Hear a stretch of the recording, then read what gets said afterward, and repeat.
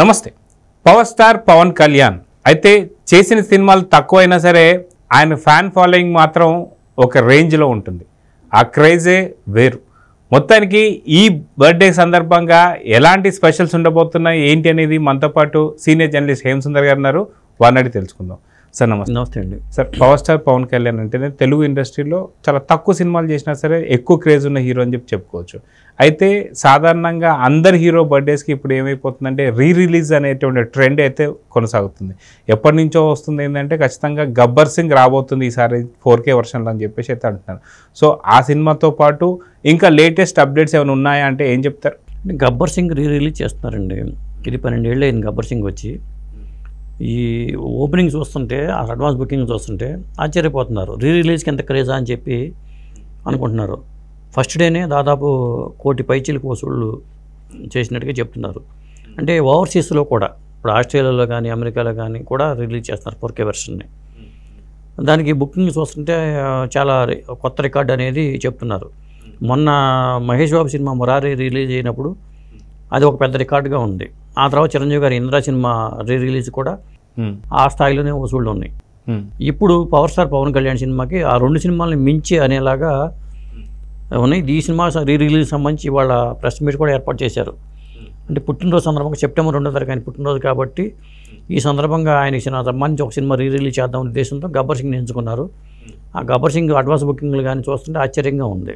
అయితే హరిశంకర్ డైరెక్షన్లో వచ్చినటువంటి ఈ సినిమా ఏదైతే ఉందో దాదాపు 10 ఏళ్ల కెరియర్ తర్వాత మళ్ళీ ఆయనకు ఒక హిట్ ఇచ్చిన సినిమా ఏదంటే అంటే మటుకు ఇదని చెప్పొచ్చు.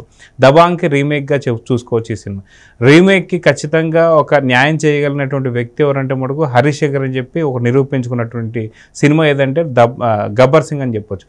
మొత్తం గబ్బర్ సింగ్ పవర్ స్టార్ పవన్ కళ్యాణ్ కెరియర్లో ఎలాంటి మైలురాయి అంటే ఏం చెప్తారు? ఒక మంచి హిట్గా చెప్పొచ్చు. ఇప్పుడు గబ్బర్ సింగ్ హిట్ అవ్వడం వల్లే దీనికి సీక్వెల్ చేద్దామని తీసిన సర్దార్ గబ్బర్ సింగ్ అని చెప్పి పెట్టి తీశారు. కానీ అది బాక్స్ ఆఫీస్ దగ్గర ఫెయిల్ అయింది. కానీ గబ్బర్ సింగ్ వరకు మాత్రం అప్పుడు హరీష్ శంకర్ కూడా మంచి పేరు వచ్చింది గబ్బర్ సింగ్ వల్ల. ఎందుకంటే ముఖ్యంగా పోలీస్ స్టేషన్లో సన్నివేశాలు కానీ, యాక్షన్ సన్నివేశాలు కానీ, డైలాగ్ డెలివరీ కానీ, మనకి బాలీవుడ్లో ఆ దబంగ్ ఎంత పెద్ద హిట్టో తెలుగులో కూడా గబ్బర్ సింగ్ దాదాపు అంతకు మించి హిట్ అన్నట్టుగా మన పవర్ స్టార్ పవన్ కళ్యాణ్ సినిమాల్లో మన టాప్ 10 మూవీ చేసుకుంటే ఖచ్చితంగా గబ్బర్ సింగ్ ఉంటుంది. ఆ రేంజ్ హిట్ అయింది. ఇప్పుడు సినిమాలు లేవు కాబట్టి ఈ 4K వెర్షన్ రిలీజ్ చేసుకుంటూ వచ్చారు.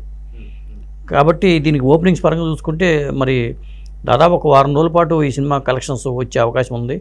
ఎంత రిలీజ్లు ఎంత వసూలు చేస్తున్నారనేది కూడా ఒక రికార్డుగా మనం చూడొచ్చు.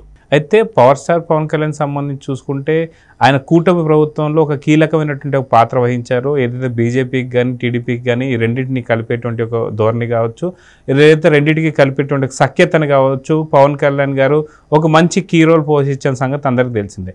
అయితే 2024 ఎలక్షన్స్లో కూటమి గెలిచి ఒక మంచి 100% స్ట్రైక్ రేట్ ఏదైతే పవర్ స్టార్ పవన్ కళ్యాణ్ ఇక్కడ రికార్డులు ఎలా అయితే బద్దలు కొడుతున్నాడు సినీ ఇండస్ట్రీలో, సేమ్ అదేవిధంగా ఇండియన్ హిస్టరీలోనే ఒక 100% స్ట్రైక్ రేట్లో బద్దలు కొట్టినటువంటి ఏకైక పొలిటికల్ పార్టీ జనసేన కింద మారింది.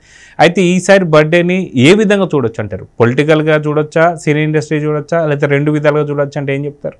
ఈసారి బర్త్డేకి ఒక ప్రత్యేకత ఉందండి. వాళ్ళు కూటమి ప్రభుత్వంలో వచ్చి కలిసి పనిచేసి అధికారంలోకి వచ్చారు.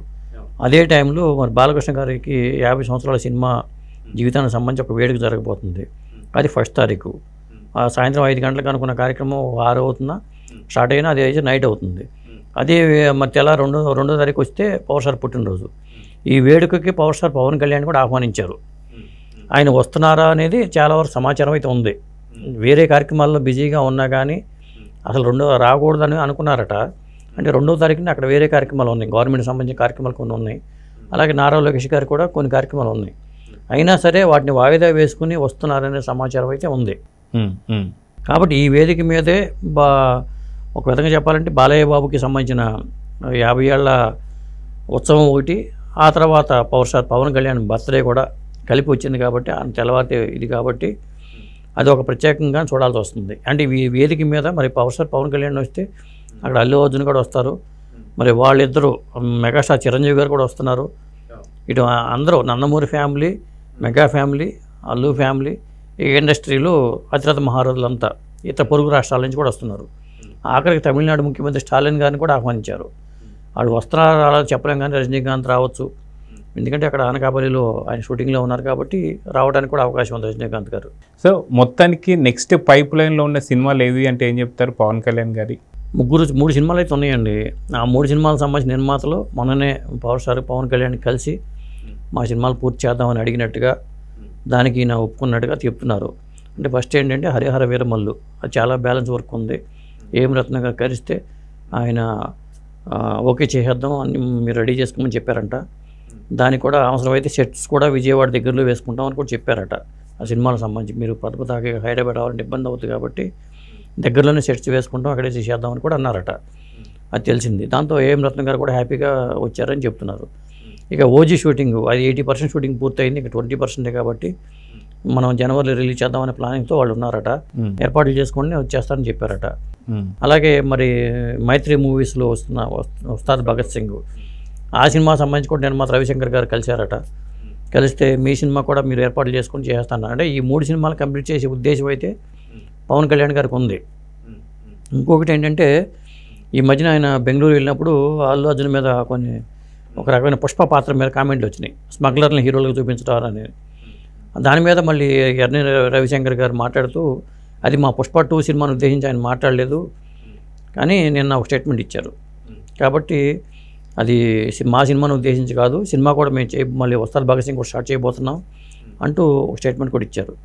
కాబట్టి 3 సినిమాలు స్టార్ట్ అవబోతున్నాయండి. సో పవర్ స్టార్ పవన్ కళ్యాణ్కి సంబంధించి ఈ 3 సినిమాలతోనే ఆగిపోతాడా లేదంటే మళ్ళీ ఫ్యూచర్లో ఇంకా సినిమాలు ఉంటాయా లేవంటే ఏం చెప్తారు? ప్రస్తుతానికి మాత్రం ఈ 3 సినిమాలనే కంప్లీట్ చేసి ఇక మిగతాది చేద్దామా లేదా గ్యాప్ తీసుకుందాం అనేది ఆయన ఇష్టం అండి. ఈ 3టిని కంప్లీట్ చేసే ఆలోచనలో మాత్రం ఆయన సీరియస్గా ఉన్నారు. త్వరలోనే సెట్స్ మీదకి ఆ సినిమాలు కూడా వెళ్ళే అవకాశం ఉంది. ఈ సినిమాలకు సంబంధించిన అప్డేట్స్ కూడా రేపు 2వ తారీఖుని వచ్చే అవకాశాలు కూడా ఉన్నాయి. ఇంకేమన్నా కొత్త సినిమాలకు సంబంధించిన ఏమైనా అప్డేట్స్ ఉంటే కూడా ఆ 2వ తారీఖు వచ్చే అవకాశం అయితే ఉంది. సో చూద్దాం సార్, మన ఛానల్ తరఫున కూడా పవర్ స్టార్ పవన్ కళ్యాణ్కి వామ్ విషెస్ అయితే తెలియజేద్దాం. నమస్తే. నమస్తే.